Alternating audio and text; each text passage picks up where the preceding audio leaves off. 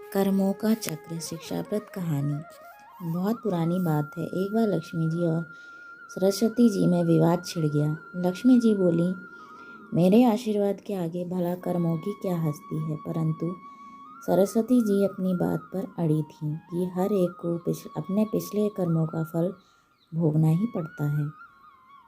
दोनों में बहस छिड़ गई और अंत में लक्ष्मी जी ने कहा, हम दोनों चलकर लक्ष्मी के मंदिर की मूर्ति के पीछे छिप जाते हैं। वहाँ जो कोई भी धन की इच्छा लेकर सबसे पहले आएगा, उसको मैं अपनी इच्छा अनुसार धन दूंगी। फिर देखूंगी कि कर्म किस प्रकार उसे दुखी होने से रोकेंगे। सरस्वती जी ने कहा, ठीक है, और आपको एक नहीं 3 मौके मिलेंगे। दोनों मंदिर में जाकर लक्ष्मी जी की मूर्ति के पीछे छिप गईं। मंदिर के पास ही अनवर नाम का एक गांव था। इसमें बलराम नामक एक लकड़हारा अत्यंत गरीबी में अपने दिन काट रहा था। उसको पत्नी का नाम सुनीति था। उसके एक पुत्र और एक पुत्री भी थी।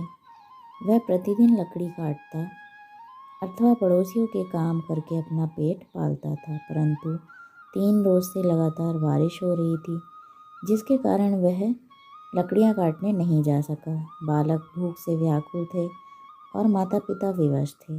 दिन निकलते ही वर्षा रुकी और सुनीति ने सुनकर बलराम को काम की खोज में भेजा।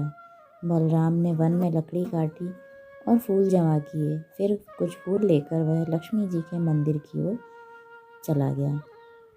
बलराम अत्यंत भाग्यवान था, क्योंकि वही पहला मनुष्य था जो कि उस मंदिर में सबसे पहले पहुंचा, जिसमें दोनों देवियां छिपी बैठी थीं। बलराम ने मूर्ति की पूजा की, फूल चढ़ाए और धन के लिए हाथ जोड़कर प्रार्थना करने लगा। देवी लक्ष्मी ने उपयुक्त अवसर देखकर मोहरों की वर्षा कर दी। बलराम आंखें फाड़ फाड़ कर देख रहा था कि क्या यह सत्य है अथवा स्वप्न। बड़ी देर में उसे विश्वास हुआ कि देवी लक्ष्मी वास्तव में उस पर प्रसन्न हो गई हैं। मंदिर के कोने में मिट्टी की एक हड़िया रखी थी। सब मोहरे उसमें भरकर आनंद से उछलता हुआ वह अपने घर पहुंचा। बाहर से ही उसने अपनी पत्नी को आवाज़ें देना शुरू कर दिया कि देखो सुनीति, मैं क्या लाया हूँ। परंतु वह अपनी किसी पड़ोसिन से आटा उधार मांगने गई हुई थी। वह उसे ढूंढने को बाहर चला गया। थोड़ी देर में दोनों पति पत्नी वापस आ गए। बलराम तो खुशी खुशी सब बता रहा था, परंतु सुनीति उस पर विश्वास नहीं कर रही थी।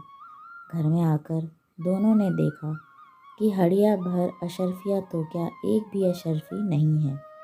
बलराम कटे पेड़ की भांति गिर पड़ा और सुनीति उसे गालियाँ सुनाने लगी। अब वह बोलता भी क्या, चुप पड़ा रहा। अगले दिन प्रातःकाल वह फिर देवी के मंदिर पहुंचा। लक्ष्मी जी सोच रही थी कि बलराम अब तो धनी हो गया है, अतएव बहुत सारी सामग्री लेकर पूजा करेगा। परंतु बलराम ने रो रो कर सारी कथा सुनाई। अब की बार देवी लक्ष्मी ने अपने गले का मणिमुक्ताओं का हार उसके ऊपर फेंक दिया। वह अत्यंत खुश होकर वहाँ से चल दिया। रास्ते में उसने ध्यान आया कि कल उसने धन मिलने पर निर्मल जल में स्नान करके पूजा नहीं की थी। शायद इसीलिए उसका कल वाला धन खो गया। यह सोचते ही वह सरोवर पर जा पहुंचा और हार को कुर्ते की जेब में भली भांति बांधकर कपड़े जल के किनारे, जब वह सूर्य की ओर मुँह करके उसे जल दे रहा था, कपड़ों की ओर उसकी कमर थी। हार जरा सा जेब में से चमक रहा था। मछली उसे कोई खाद्य वस्तु समझकर चट से निगल गई। इधर बलराम स्नान से निवृत्त हो आया तो हार को गायब देखकर रोने लगा। सब जगह उसने हार ढूंढा, पर वहाँ हार कहाँ। घर पहुंचकर उसने रोते रोते अपने पत्नी को सब हाल सुनाया, परंतु उसने विश्वास करने के बजाय और उसे 4 बातें सुना दी। अगले दिन बलराम फिर देवी के मंदिर देर से पहुंचा। लक्ष्मी जी सरस्वती जी से कह रही थी, देखो आज बलराम नहीं आएगा, अब वह अमीर हो गया है। यह मनुष्य बड़े धूर्त होते हैं। परंतु कुछ ही क्षण पश्चात बलराम रोता हुआ वहाँ आ पहुँचा और आकर सब हाल सुनाने लगा। देवी सरस्वती से कहने लगी, यह मनुष्य बड़ा मूर्ख मालूम होता है। सरस्वती जी बोली, मूर्ख नहीं है, इसके बुरे कर्मों का चक्र अभी समाप्त नहीं हुआ है। लक्ष्मी जी चिढ़कर बोली, फिर वही कर्म चक्र। अच्छा, अब की बार इसको बड़ा कीमती छोटा सा पत्थर दूंगी, देखें इसे कौन लेता है। ऐसा कहकर उन्होंने एक छोटा सा मूल्यवान पत्थर उसके आगे फेंक दिया। बलराम ने उसे तुरंत उठा लिया और आंखें फाड़ फाड़ कर देखने लगा। अब वह उसे मुट्ठी में दबाए घर की ओर भागा। उसे सुनीति के पास पहुंचने की जल्दी थी। आधे रास्ते आकर वह मुट्ठी खोलकर देखने लगा कि कहीं अमूल्य पत्थर हाथ में से गायब तो नहीं हो गया।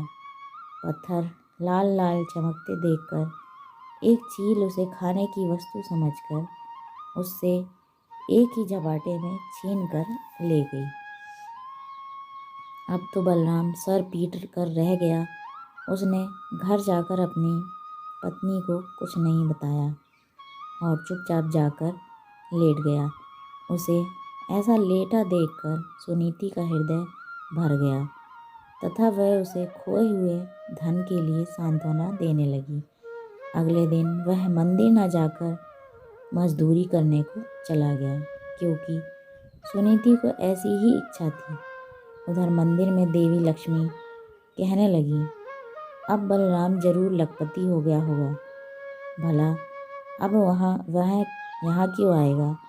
परंतु सरस्वती बोली, नहीं बहन, ऐसा नहीं हुआ, वह अभी उतना ही गरीब है